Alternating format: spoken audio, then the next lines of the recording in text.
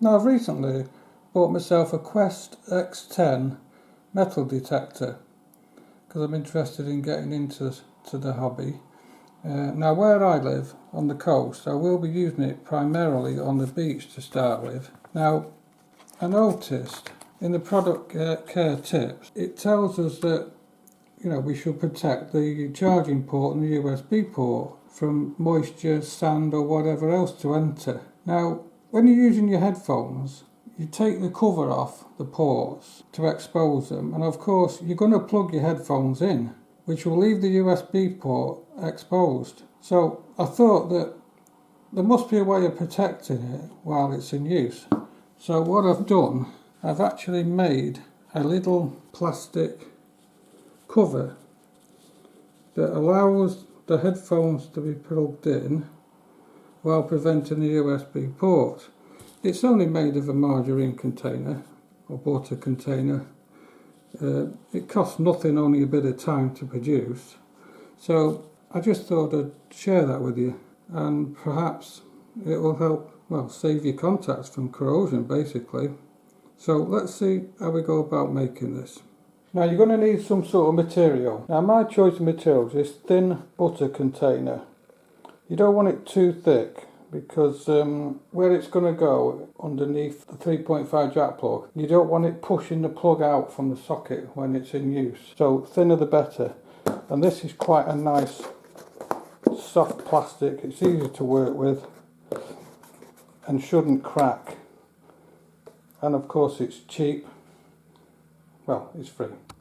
Now the first thing I've done is cut a strip of the side of the butter container, and now what we need to do is cut a circle out of this, which is going to be the size of the original door that covers your two ports on the back of the detector. Now I've measured it and it is 18 millimeters, which is the size of a 5p piece. So I'm just drawing around a 5p piece there,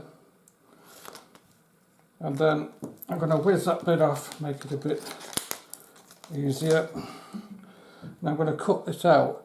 Now ideally you need to cut within the circle as opposed to the outside, because you don't want it to be a very tight fit going into the recess.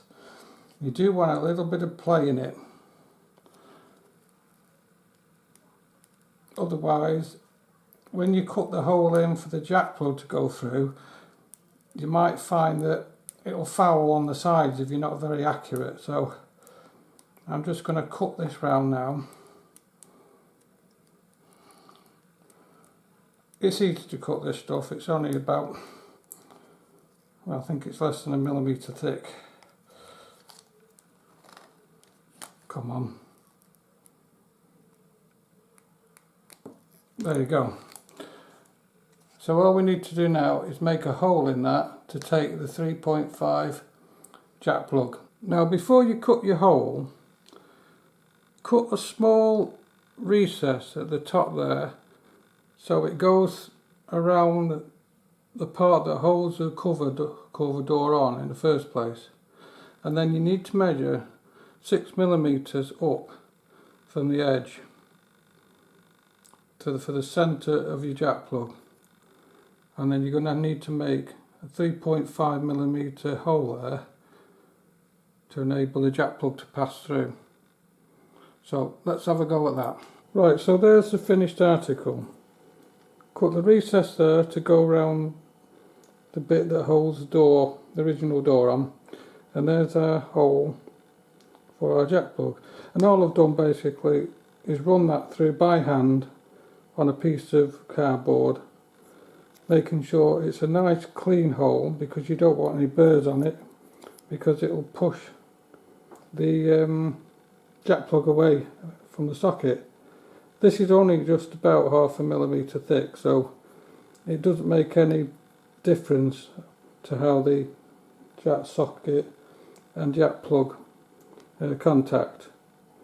So I'll show you now how it fits. Okay, so the first thing you do, is pop that in, going around the door retainer, and take your jack and pop it in there, and that's it. Your USB port now is covered, so no moisture, sand, dirt, whatever can get in there to do it any harm. And then when you're finished, just pop it out. It'll come out with it. Now you can either leave it on the jack plug, or you can take it off, put it somewhere safe.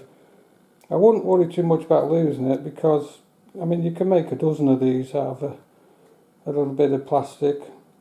They're cheap, they cost nothing, only a bit of your time, and it might just save your port from getting, well, sand if you're on the beach, or seawater and splashes up or whatever.